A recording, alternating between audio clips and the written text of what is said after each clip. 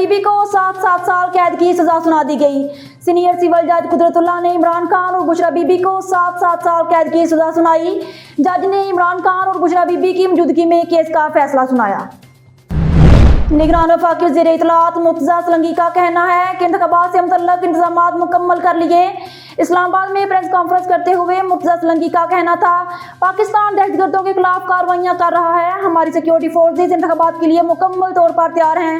आम इंतखाबात के लिए सिक्योरिटी के बहुत अच्छे इंतजाम किए गए हैं। सिक्योरिटी को 3 हिस्सों में तकसीम किया गया।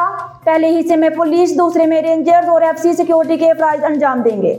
पाकिस्तान मुस्लिम लीग नून की साबिक रुकन कौमी असम्बली आयशा रजब ने इस्तेकाम पाकिस्तान पार्टी में शमूलियत इख्तियार कर ली।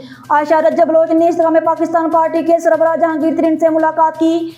उन्होंने इस्तेकाम पाकिस्तान पार्टी में शमूलियत का ऐलान किया। महकमा दाखिला पंजाब ने सानिया 9 मई को मुफस्सल रिपोर्ट हुकूमत को जमा करा दी।